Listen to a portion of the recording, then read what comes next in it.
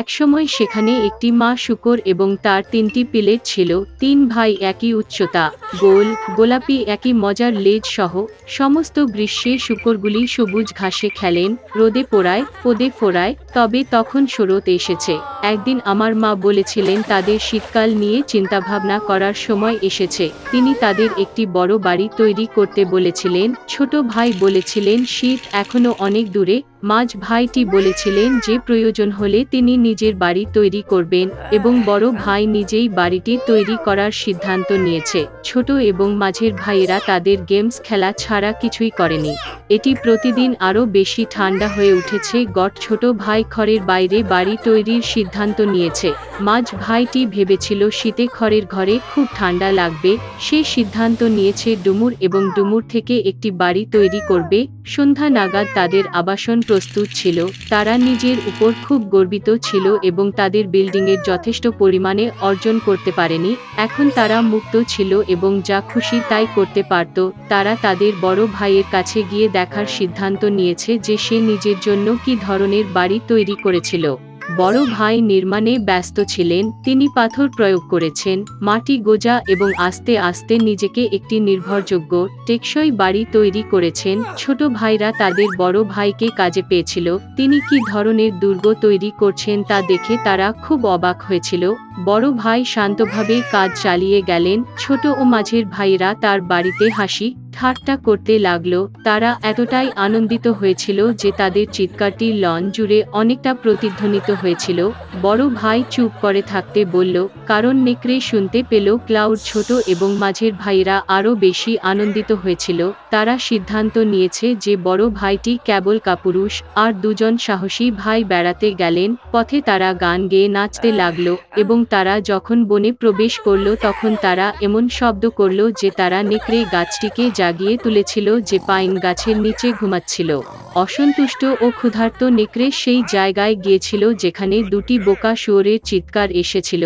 ভাইয়েরা আনন্দের সাথে হাঁটলেন এবং নেকড়ের সাথে তারা কিভাবে সহজেই আচরণ করবেন তা নিয়ে কথা বলতেন এবং হঠাৎ তারা একটি বাস্তব জীবিত নেকড়ে দেখতে পেল।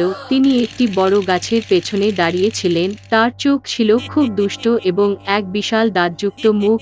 ভাইরা এতটাই ভীত হয়েছিল যে তাদের পাতলা লেজগুলি কাঁপতে কাঁপতে কাঁপতে কাঁপতে থাকে। নেকড়ে লাফ দেওয়ার জন্য প্রস্তুত। সে দাঁত ছিঁড়ে এবং ডান চোখটি পলক করে। শূকরগুলি হঠাৎ তাদের হুঁশ হয়ে আসে এবং বনজুড়ে চিৎকার করে পালাতে ছুটে যায়। ধুলার মেঘ তুলে তারা প্রত্যেকে নিজের নিজের বাড়িতে ছুটে গেল। ছোট ভাই দৌড়ে তার খাঁজ কুঁড়েঘরের কাছে এসে নেকড়ের সামনে দরজায় ধাক্কা মারল। নেকড়ে বড় হয়ে দরজা খোলার দাবি করলেন। ছোট ভাই ভয়ে ভয়ে একটা কোথাও বলতে পারল না। তখন নেকড়ে ফুঁকতে শুরু করল। হালকা ছাদ তাৎক্ষণিকভাবে ছড়িয়ে পড়া কুঁড়েঘরটি থেকে উড়ে গেল। নেকড়ে একটি গভীর নিঃশ্বাস নিয়েছিল এবং দ্বিতীয়বার ফুঁসে উঠল এবং সেই ছাঁচের ঘরটি সমস্ত দিকেই উড়ে গেল। নেকড়ে খুশি হল, দাঁত ছিটিয়ে তার ছোট ভাইয়ের উপর ঝাঁপিয়ে পড়ল, কিন্তু শূকরটি চূড়ান্তভাবে ধাক্কা মেরে দৌড়ে গেল। সে ছুটে গেল মাঝ ভাইয়ের বাড়িতে। ভাইরা নিজেকে লক করে রাখতে এবং একে অপরের দিকে হতাশ হয়ে তাকিয়ে থাকে। নেকড়ে রেগে গিয়ে ফুঁকতে শুরু করল। বাড়িটা খানিকটা জিজ্ঞাসা করা। নেকড়েটি দ্বিতীয়, তৃতীয় এবং তারপরে চতুর্থ বার উড়ে গেল, তবে বাড়িটি তখনও দাঁড়িয়ে ছিল। নেকড়ে একটি দীর্ঘ নিঃশ্বাস নিয়ে পঞ্চবারের জন্য উড়ে গেল। ঘর কাঁপতে কাঁপতে ভেঙে পড়ল। ধ্বংসাবশেষের মাঝে কেবল একটি দরজা কিছুক্ষণ দাঁড়িয়ে ছিল। ভয়াবহতায় শূকরগুলি তাদের বড় ভাইয়ের বাড়িতে ছুটে যায়। নেকড়ে তাদের পিছনে ছুটল। তিনি নিশ্চিত যে এবার শূকরগুলি তার কাছ থেকে পালাবে না। শূকরগুলি দ্রুত, এমনকি বড় আপেল গাছটিকে আঘাত না করে দ্রুত পেরিয়ে যায়। আর নেকড়ে ঘুরতে এবং আপেল গাছটিকে আঘাত করার সময় পেল না, যা তাকে আপেল দিয়ে কভার্ড এঁকে রেখেছে। একটি শক্ত আপেল তাকে চোখের মাঝে আঘাত করল।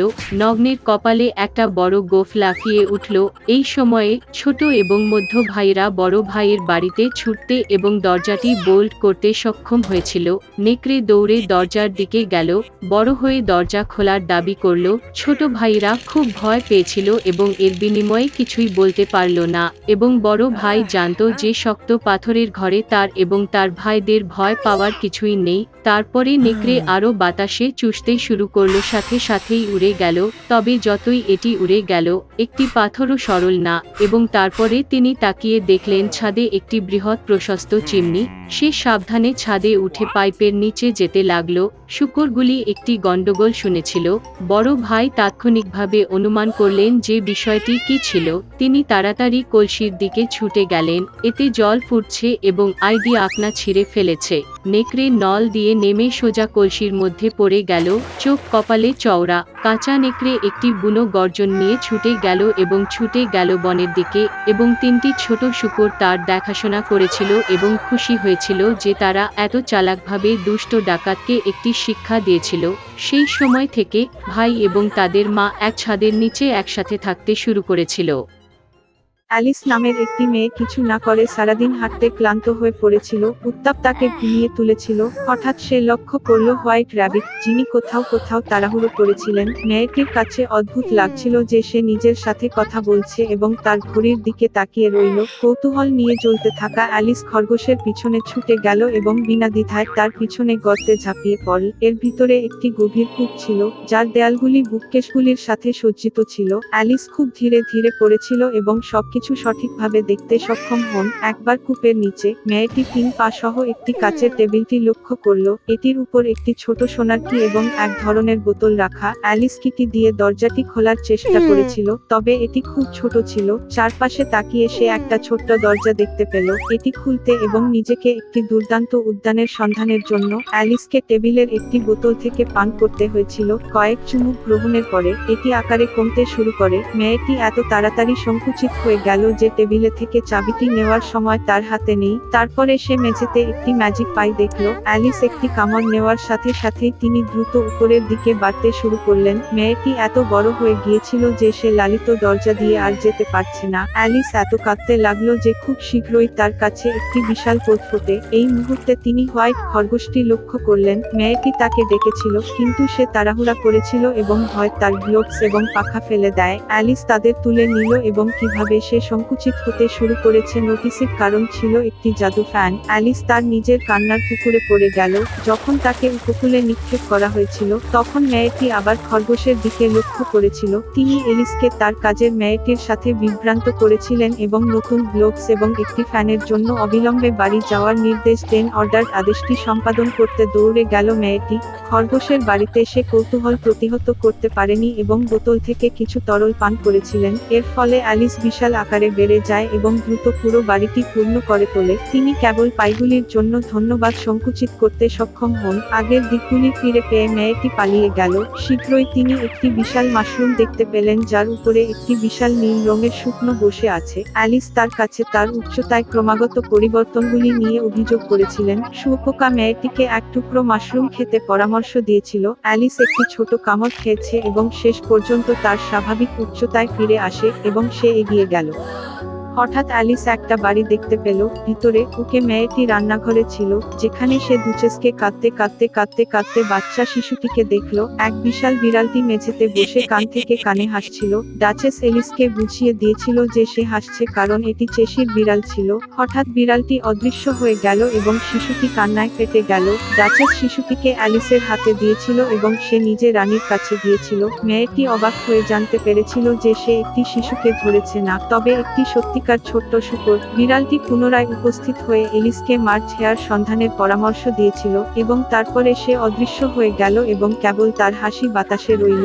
মেয়েটি রাস্তায় ধাক্কা মারল। শীঘ্রই তিনি মার্চ হেয়ার বাড়িটি দেখতে পেলেন। চা পার্টি শুরু করার ঠিক সময়ে অ্যালিস এসেছিল। টেবিলটি বিশাল ছিল, তবে কেবল মার্চ হেয়ারে ম্যাড হ্যাটার এবং সোনার মাউস এতে বসেছিল। তারা কাউকে টেবিলে বসতে দেয়নি এবং বলেছিল যে কোনো জায়গা নেই। অ্যালিস শিখেছিল যে সময় হত্যার শাস্তি হিসাবে তারা ধারাবাহিকভাবে চা পান করতে বাধ্য হয়েছিল। আর এবং হ্যাটার প্রতিটি সম্ভাব্য উপায়ে মেয়েটিকে ঠাট্টা বিদ্রূপ করেছে এবং তাকে উপহাস করেছে। এই রকম অভদ্রতা সহ্য করতে না পেরে সে চুপচাপ উঠে চলে গেল।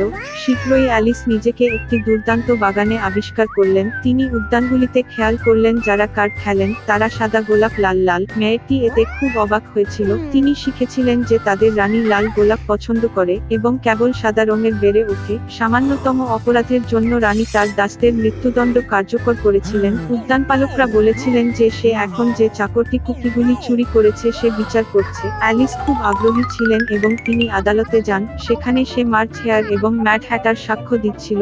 যখন তারা শেষ করলো, রানী হঠাৎ অ্যালিসকে জিজ্ঞাসাবাদের জন্য ডেকে আনলো। মেয়েটি জবাব দিল যে সে কিছুই জানে না এবং চাকরকে ছেড়ে দেওয়ার আদেশ দিল। রানী রেগে গিয়ে মেয়েটিকে ধরার নির্দেশ দিলেন। এই মুহূর্তে অ্যালিস অনুভব করেছিল যে সে আবার বাড়তে শুরু করেছে। মেয়েটি বুঝতে পেরেছিল যে এগুলি কেবল কার্ড এবং সেগুলি সে ভয় পায় না এবং ঠিক সেই মুহূর্তেই জাদুটি অদৃশ্য হয়ে গেল। অ্যালিস একটি ক্লিয়ারিং এ জেগেছিলেন যেখানে তিনি প্রথম হোয়াইট খরগোশ দেখেছিলেন। চারপাশে একটি পরিচিত ল্যান্ডস্কেপ ছিল, পরিচিত শব্দ শোনা গেল, তাই এটি কেবল একটি স্বপ্ন ছিল, চিন্তা করেছিলেন অ্যালিস।